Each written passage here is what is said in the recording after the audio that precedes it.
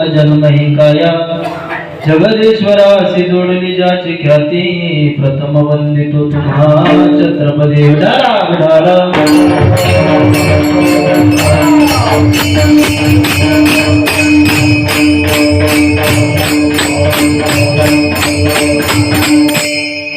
घडू त्यांचा समागम त्यांचे प्रेम विठ्ठली सहज त्यांच्या ऐकता गोष्टी परमार्थ पोटी दृढावे प्रस्तुत प्राप्त प्रसंगी प्राप्त वेळी चिंतनासाठी निवडलेला अभंग जगतमान्य जगद्गुरु देवचे सुप्रसिद्ध साधू माझे तुकोपर यांचे कृपापात्र शिष्य असणारे माझे निळोपर आहे. या निळोपराचा हा 4 चरणाचा अभंग असून या अभंगात माझे निळोपर आहे आपल्या अंतःकरणातील एक छोटीशी इच्छा जगाच्या मालकासमोर प्रकट करतात. विठाला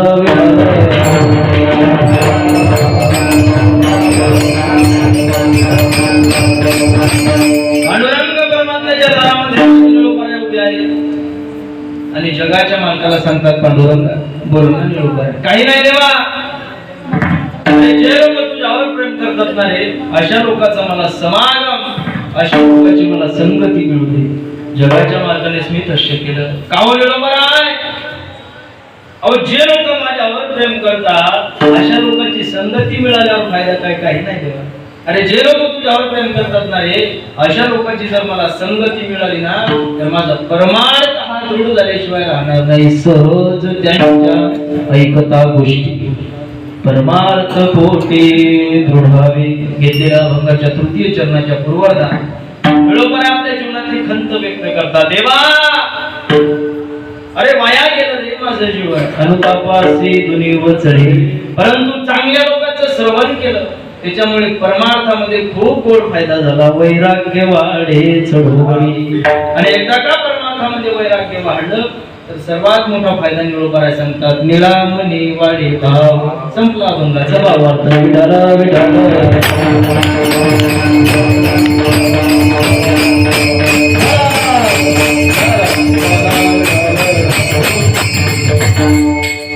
कीर्तनाला सुरुवात करण्याआधी अल्पसा परिहार द्यायचा तो असा की भव्य दिव्य स्वरूपाचा हा आपला चालत असलेला अखंड हरिनाम सप्ताह मला वाटते बरेच दिवस झाले नाही का आपल्या कार्यक्रमाला 45 वर्ष 41 वर्ष मला वाटते याच्या आधी पण चालू होता नाही का नाही का 41 वर्ष थोड्याशा प्रकारचं नियोजन तुम्ही सर्व गावकरी मंडळी करत आहात. गड्या सर्वांना कोटी कोटी धन्यवाद देतो.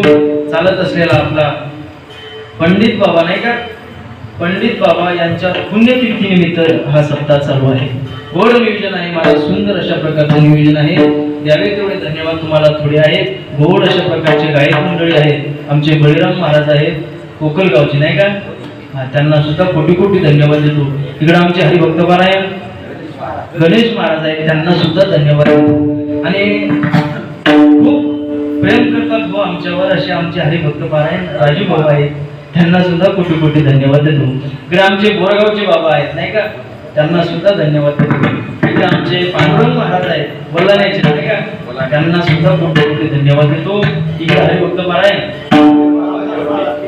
रामदास महाराज शिंदे आहेत बाबांना सुद्धा धन्यवाद देतो. इकडे बोरगावचे महाराज असतील इकडे गावातील भजनी मंडळ नाही का हा बाबा तानाजी महाराज असतील सवनाचे महाराज असतील आमचे विनेकरी बाबा सुंदर अशा प्रकारचे मस्त बारीक नसले बरं का तुम्ही आजच नसले का विनेकरी बाबा आहे त्यांना सुद्धा कोटी कोटी धन्यवाद देतो. आणि सुंदर असं ज्यांच्या मुखातून आपण ज्ञानेश्वरी पारायण श्रवण करता असे हरिभक्त पारायण आमचे संदीप महाराज आहेत बाबा त्यांना सुद्धा कोटी कोटी धन्यवाद देतो. दुसरे आमचे जामखेडचे बाबा नारायण महाराज गिरे नाही का बाबांना सुद्धा कोटी कोटी धन्यवाद देतो. कुठेही कीर्तन असू द्या बाबा हजर राहतात नाही का बाबा तुम्हाला सुद्धा धन्यवाद देतो. इकडे सुंदर अशा प्रकारचं YouTube चॅनल आहे नाही का आहे सहज व्हिडिओ करायला नाही का गोड नियोजन आहे गड्या मस्त स्टँड आहे तुम्हाला सुद्धा कोटी कोटी धन्यवाद देतो.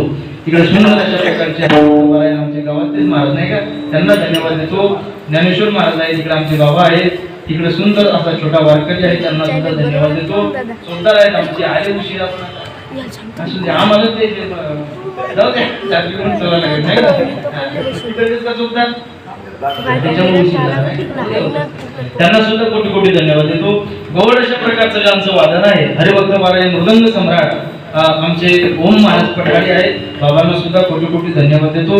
सर्वांना धन्यवाद देतो. गोड अशा प्रकारची साऊंड सिस्टीम आहे. आमचे सोनू दादा नाही का, सोनू दादा मस्त आवाज आहे बरं का, तुम्ही लावता का तशी सुंदर सिस्टीम आहे. त्यांना सुद्धा धन्यवाद देतो. सर्वांना धन्यवाद देतो. गड्या आणि कीर्तनाला सुरुवात करतो. विठाला विठाला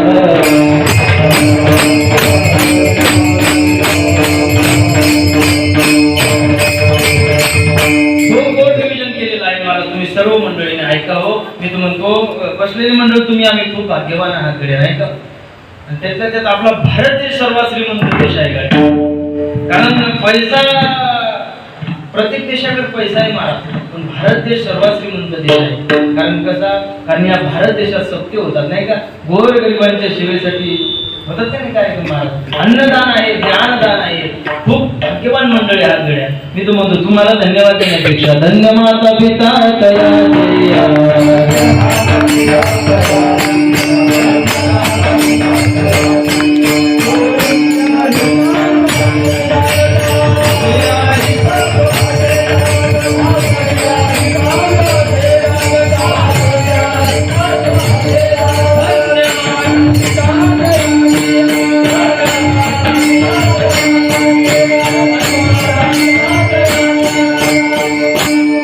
भाग्यवान मंडळी आतकडे द्यावे तेवढे धन्यवाद थोडे आहे.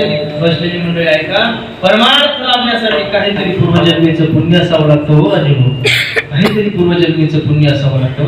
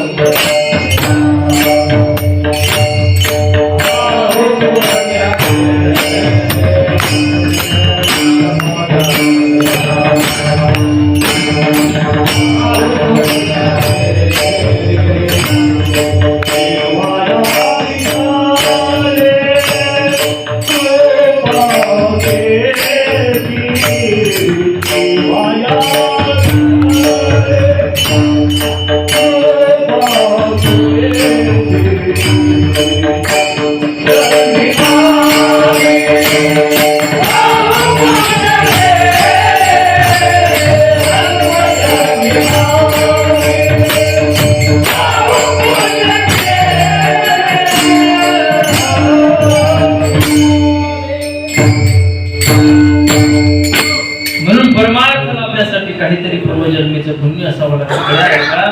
काही साधक मंडळी माझ्या नामदेवरायकडे गेली. बाबांनी खूप गोड प्रमाण दिलं बरं का.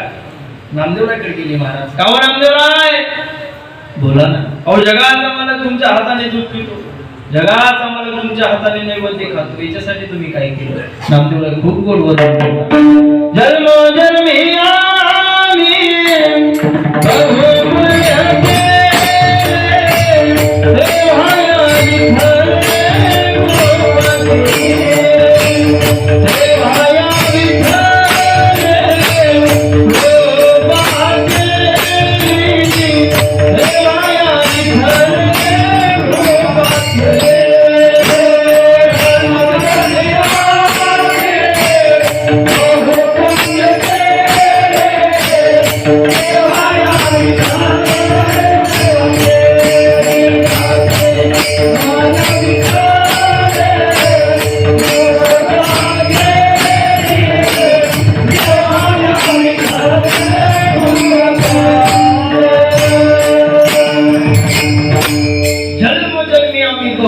केले तेव्हा या विठ्ठली कृपा केली. म्हणून परमार्थ मिळण्यासाठी काहीतरी पूर्वजन्मीचं पुण्य असावं लागतं. जवळेकर मंडळी तुमच्या गावात ते सगळे चाले का कीर्तनाला? खरं खरं सांगावं. हा पोरग खरं बोलते. संदीप भाऊ तुमच्या गावात नाही ना? संदीप भाऊच पोरगे मग काय पाहत. परमार्थ लाभण्यासाठी पुण्य असावं लागतं. ऐका, मी एक वाक्य नेहमी कीर्तना सांगत असतो. अरे जिंदगी में सपने तो हर कोई सजाता है, जिंदगी में सपने तो हर कोई सजाता है, लेकिन भगवान हर किसी का सपना कभी भी पूरा नहीं करता। उसी तरह इस धर्म मंडप में भी हर कोई आना चाहता है, लेकिन आता तो वही है जिसे मेरे पंडित बाबा बुलाते हैं बरं का। कोणीही येऊ शकत नाही। मला तर वाटते हुशार आहे मंडळी, नाही का? परमार्थ लाभण्यासाठी पुण्य असावं लागतं। विठ्ठल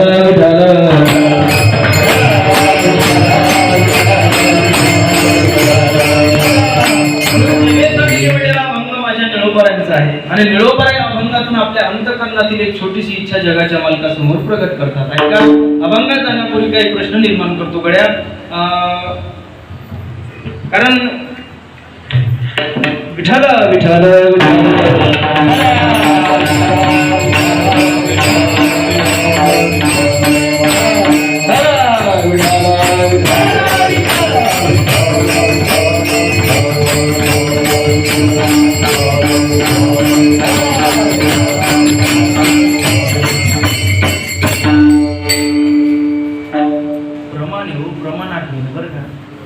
अखंड जया तुझे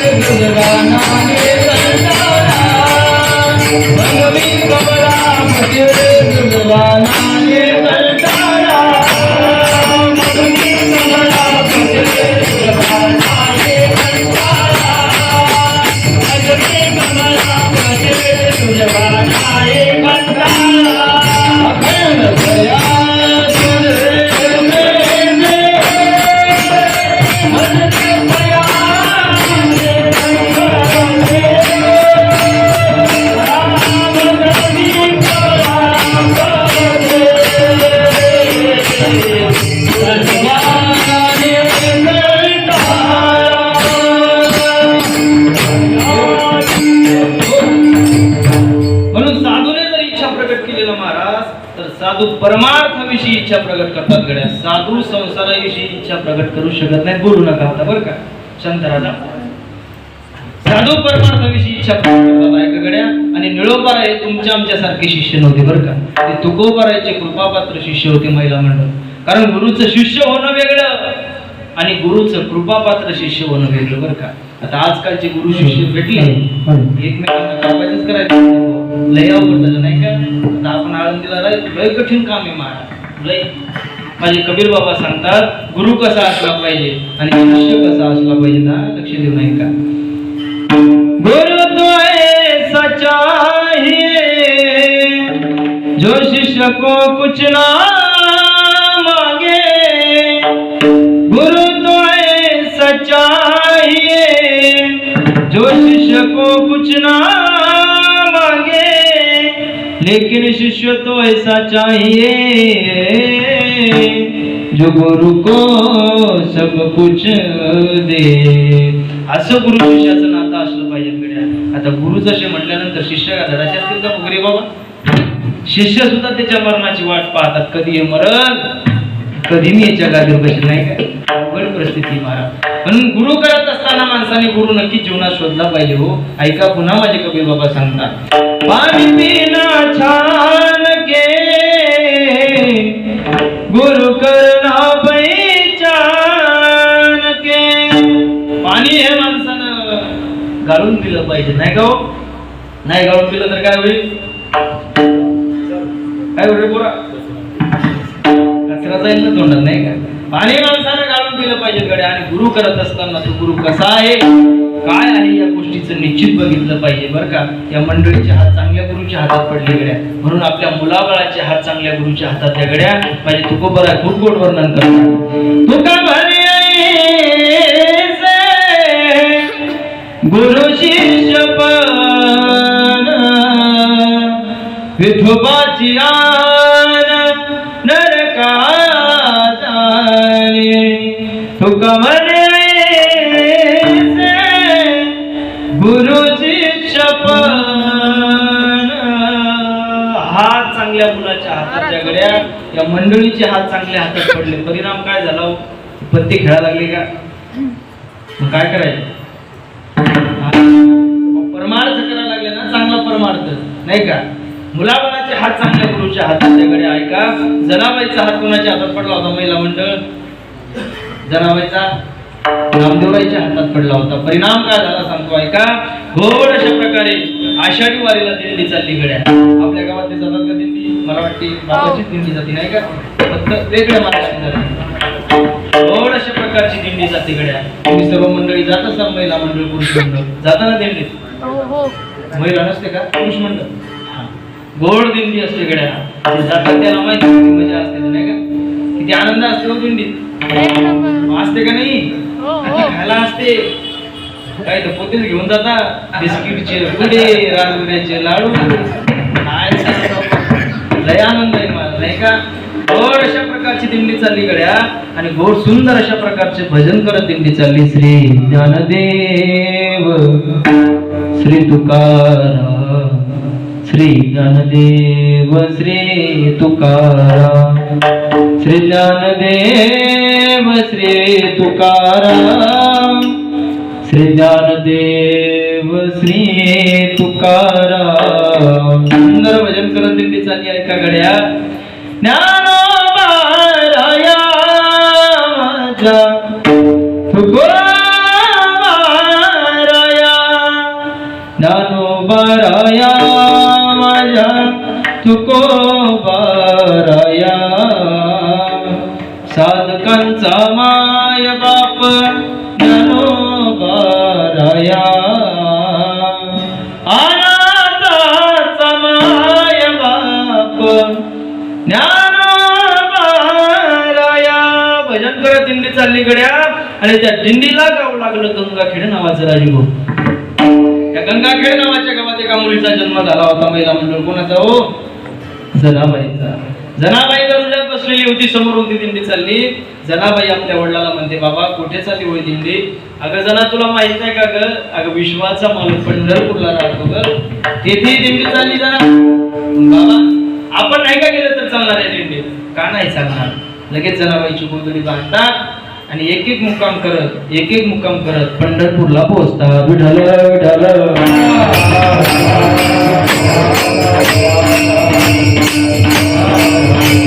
चंद्रभागेचं स्नान करतात आणि एक एक दर्शन करत जनाबाईच्या जगाच्या मालकासमोर उभी राहते.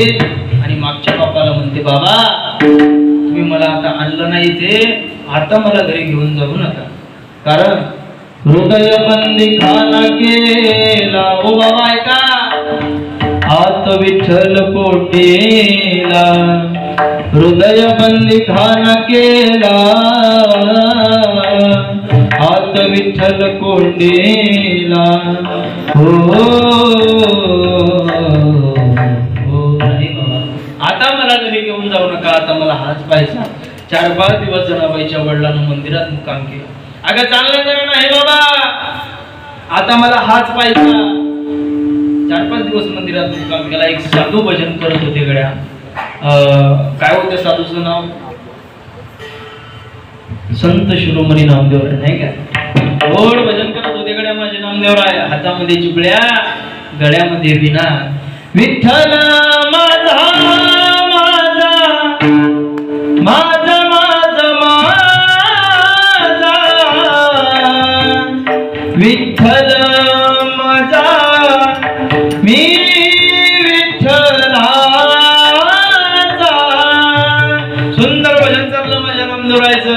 त्या नामदेवरायच्या हातात त्या जनाबाईचा हात केला आणि वडील बघून गेले. साधू डोळे उघडतात, तो हातात तर हाताला मुलगी